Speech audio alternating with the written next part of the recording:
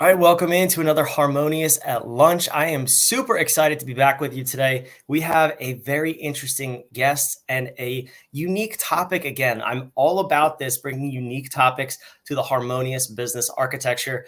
Before we get into it, let's recap. What is Harmonious? Harmonious is the disruptive architecture, the way to look at your business so you have a truly harmonious business that can scale in any environment. We've broken down the 10 key disciplines of business, and we want you to implement that into your business so that you can scale, reach the goals you want to. And just a quick little update from us here at Whadif. Today, officially, we went live with our new business bootcamp coming up at the end of the month. I will put that on the screen here, whadif.com/navigate. We realized that working with all of our clients, there is one foundational problem holding them back from scaling, and that would be found in the navigation portion of their business. So what we said was, hey, let's solve for this. Let's put together a 5-day boot camp where we can bring people in for 1 hour a day, really optimize and work on the navigation portion of the business, traditionally called strategic planning, but that's boring. So we call it navigation, and we want to get you set up for a foundation of growth in 2024. Now, enough about me, enough about us. I want to get to our guest here. First and foremost, let me welcome in Jonathan. Jonathan, thank you so much for being here at Harmonious at Lunch. How are you? I'm awesome. Thanks for having me. Yeah, this is a really cool episode. If you heard from that quick little hello, Jonathan is not from here. He's from Australia, and we're going to dive in. So we're going to talk about today the 3 steps to gaining a competitive advantage through neurodiversity. So let's start there. Can you define for me first, for the audience, what is neurodiversity in your terms? So neurodiversity is basically conditions that result in brains thinking differently to what's called neurotypical. That can be through underlying conditions such as autism, ADHD, dyslexia, dyspraxia, and a whole raft of different conditions. So a lot of people classified as neurotypical might have uniform ways of thinking, but neurodiverse can approach problems through different means, see the world in a different way, and experience the world in different ways. Yeah, and I come from a background looking at business differently. I would see this as an advantage in business because you have the ability to look at things, at situations and problems differently. So is that how you see it, first of all, and then how do you see this show up in the business environment? Oh, absolutely. So I can use myself an example and many clients that I've worked with.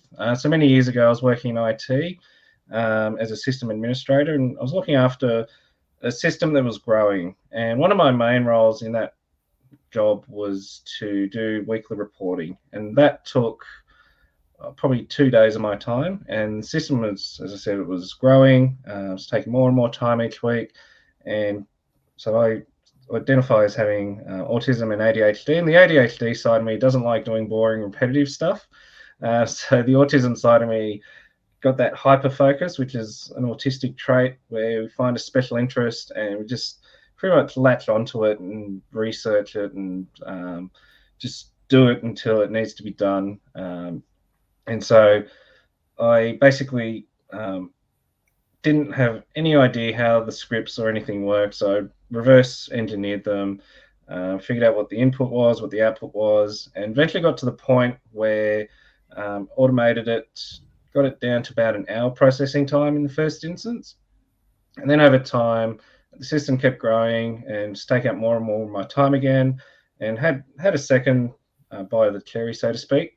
And eventually got it to the point where it was automated, didn't have to do anything. It intercepted the traffic on the network, and it was able to provide real-time statistics. And so that saved a significant amount of time, saved up to probably 1 full-time equivalent employee in the beginning. And then as time went on, it's saved even more and more time. I actually got complaints from the manager saying, why aren't you doing any work? Because there weren't many incidents come in, all of it, because previously we were reactive. And so having access to this type of information meant we could be proactive, and so less incidents would come in. And so there had to be a bit of an adjustment of expectations for management there. Another example was a client of mine who I worked with in a previous business that I had selling Lego pieces. So basically, I've got a reasonable attention to detail, but his attention to detail just blew mine out of the water. So we had an error rate of around 9%, and even though he was a little bit slow at processing the orders, he was able to get the error rate down to 3%, which saved time in other areas and saved money and improved our reputation. So about when measuring the benefits of neurodiverse employees, it helps to take a holistic view, not a siloed view of particular KPI. So yes, he was slow in processing the orders. So if I just measured from that KPI, it wouldn't have looked so good. But having that holistic view, it actually provided quite a benefit to the business. Yeah, I'm so glad you mentioned that too, because that's what we harp on with the harmonious architecture, how everything in a business is linked. And the degree to which you're able to leverage those links is how you can scale more efficiently. So exactly what you were talking about right there is one metric actually showed up in several different areas in terms of, financial, customer service, error rates. Those are huge benefits just from, if you zone in on the one little thing, you may have gotten rid of that employee because they were a bad fit, right? But because they were slower, but actually they had so many other benefits outside of their one little narrow focus. So really cool that you and the company were able to recognize that. Now, nothing you said there had me feeling like neurodiversity is any downside in business. It sounds like there's only major upsides. So we're going to keep it at that. But because I want to really highlight the positives of having people who think and process things differently in a business. What are some ways as a leader, as a business owner, I can look for these types of people who and really identify what their key strengths are and put them in the right roles? Do you have any sort of a framework around that? So there is a framework in the book. So the book I've written covers a whole bunch of different things, all the way from mindset and culture through to how. So as I mentioned, KPIs, or OKRs, whatever you want to call them, performance measures are measured, all the way through to the employee life cycle. And so that life cycle is career centric. Starting at the recruiting, going through to onboarding, providing ongoing support and the exit or transition. And so starting at the recruiting, it's about having those position descriptions so that they're written in inclusive language. A lot of people that I've worked with struggle with interviews and traditional methods. So it's about thinking outside the square to begin with. So having like work trials or looking at other ways to conduct the whole recruitment process. In Australia, we have what's called disability employment services. I don't know if you've got similar things in the US there. Yeah. So tapping into those in Australia, it's free. So I've done quite a lot of recruiting. I've spent $0 to recruit quite a few people. So I think my team's up to 14 at the moment. A lot of that is entry-level stuff. But so tapping into government resources so it's just thinking outside the square. Yeah, that's amazing. And I can tell you from experience, I've hired actually a number of people who would fall in the neurodiverse category. And you're right. At the surface level, it could be like, wow, that interview was terrible, or this resume doesn't make any sense. But really just giving people the opportunity to shine, doing on-the-job interviews. I love that. I love that for any position, but really to see what people are capable of. I think that's phenomenal. So I've put the link to Jonathan's book on the screen here. He just published it recently. And I think all of the things you just mentioned are right in line with the harmonious architecture in terms of how you're writing your job descriptions, how you're attracting people, training, and supporting them on the job.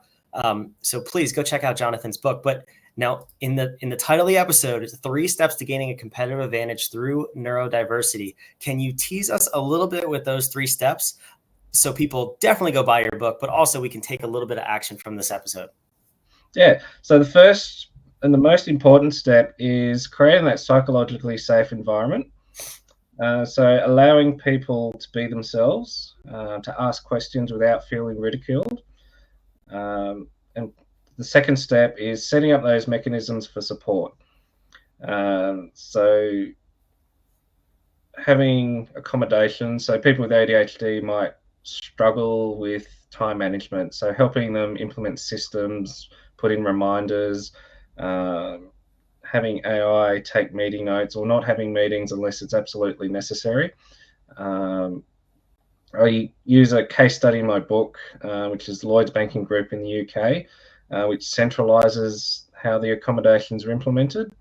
So that's one thing to consider, and that's actually quite scalable as well. So you can start it when your business is small, have one place that deals with it, and then that can grow as the business grows. Instead of having each line manager responsible for implementing accommodations, there can be improved efficiencies through a centralized process, much like HR or IT. And the third step is advocate. So tell your neurodiversity story, which is what I'm doing today. And what that does is it helps build a brand and get the word out there, open to new ideas. It can also open up to opportunities. You might not even know what they are. So I've had some awesome opportunities over the years just by telling my story. I've been on stages throughout Australia. So had I not told my story, I have no idea. I'd probably be well behind where I'd be today. So get out there, do networking, and yeah, just give tell how neurodiversity has helped get and yeah.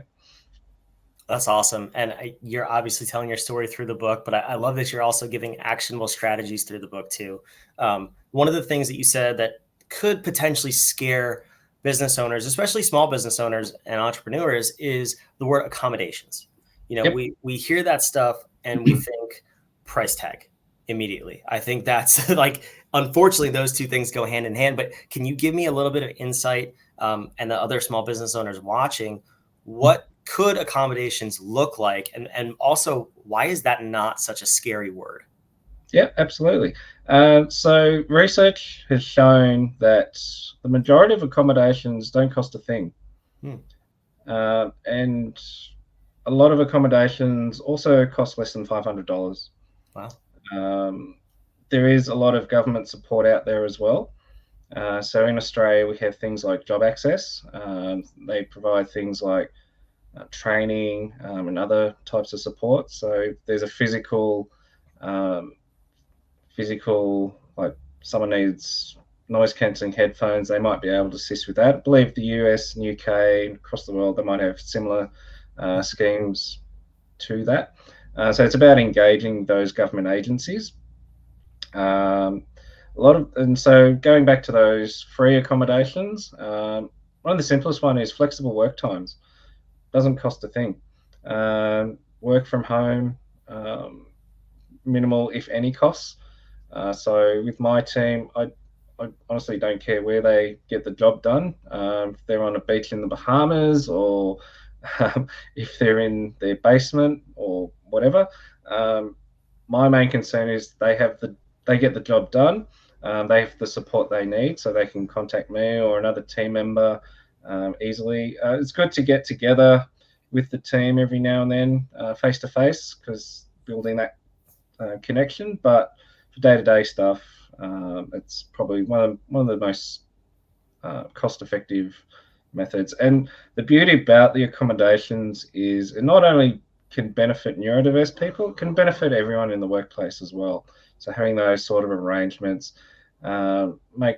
creates a great working culture where people want to stay. So staff retention can be quite an important thing. So recruitment can cost quite a bit. So I've actually had employees leave me and then come back because they love where they work. And so creating that, I guess that links back into that whole psychologically safe environment and having those supports in place. Yeah, those are great tips, and I can tell you too. In definitely the U.S., there are resources available. Like Jonathan said, there are in Australia, hiring people, making accommodations. You can reach out to local agencies. There's a lot of local nonprofits too that will assist you in getting set up the way your business needs to in order to accommodate your workforce. And yeah, I don't know a single person who a flexible schedule wouldn't benefit. So these things, like you said, they are across all of your employees. They will benefit everybody. Making accommodations, I can tell building culture is very important for you. So what's one thing you want people to walk away from this episode with in terms of how to leverage a neurodiverse team to grow their business? The one takeaway I want people to learn is don't be afraid. There is support out there. But give it a go. You'd be surprised where it takes you.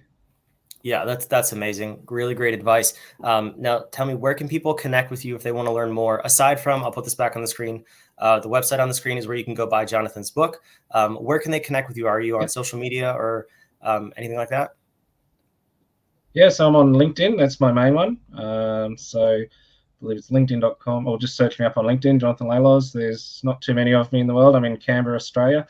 So I'm the CEO of Self Plus Plus, which is the disability agents company that I mentioned earlier. So feel free to connect with me and follow me on LinkedIn. So I do post some of my insights. So last night I posted an extract from my book, which went through different traits of the autism spectrum. So I know a lot of places, a lot of people think that autism is a one-dimensional thing. Some places where it's less autistic, more autistic. Others say it's 2D thing where there's traits and different levels of traits. And so the post I put last night takes it to a different level where there's traits, intensities, but there's also context as well. So it's a whole 3D thing. So a lot of different insights like that. I'll be posting the book over the coming months. I'm also happy to field any questions the audience might have as well. Quick message, connect, point you in the right direction, see what I can do to help out. Yeah, that's great. Thank you for sharing all that. For those of you watching live, I hope you caught it. Otherwise, if you come back and watch the replay, if you're watching the replay now, it's in the show notes, all of the ways you can contact Jonathan. And please put your questions, your ahas in the comments. I'll be sure to get them over to Jonathan and connect you so you can reach out to him and see if he can help you in your business too. So Jonathan, this was amazing. Thank you so much for coming here. Let's tie this together now to the harmonious architecture, because it's so important. And you touched on so many different areas of the 10 disciplines. I just want everybody to see, stop looking at your business as this one-dimensional or two-dimensional thing where everything is independent in silos and nothing touches. So in just this conversation, we have talked about navigation, which I mentioned in the beginning of this episode. We have a 5-day boot camp coming up to optimize the core of your business, so your mission, your core values, your vision of your company, and your employees know that too. It doesn't matter how many employees you have or how you're hiring if you're not leveraging the navigation portion of your business. We also talked about, most obviously, home. Humans optimize in a meaningful environment. Jonathan touched on that with having his team have flexible work environments, making accommodations so people feel cared for, seen, and loved at work. And you had one employee who left and came back. I mean, if that's not the most perfect example of home in a business, I don't know what is, but that is more than possible for your business. It's not just a place where people go to work. It's where they come to spend a third of their life and make a difference. So make sure that you have optimized that environment for them to thrive. And we talked about a number of other areas, but the moral of the story here is it is so key to make sure you're looking at your business as a whole when you hear anything, especially these episodes and from people like Jonathan. How does he impact all 10 areas of your business? And how can his book, right there, it's on the screen again, help you grow your business by leveraging both what he teaches and the harmonious business architecture? So I encourage you to go over there and get it. If you want to come to our boot camp at the end of this month, please, whadif.com/navigate. We will see you on the next episode of Harmonious at Lunch. Jonathan, thank you again for being here. This was an awesome episode. Thanks for having me.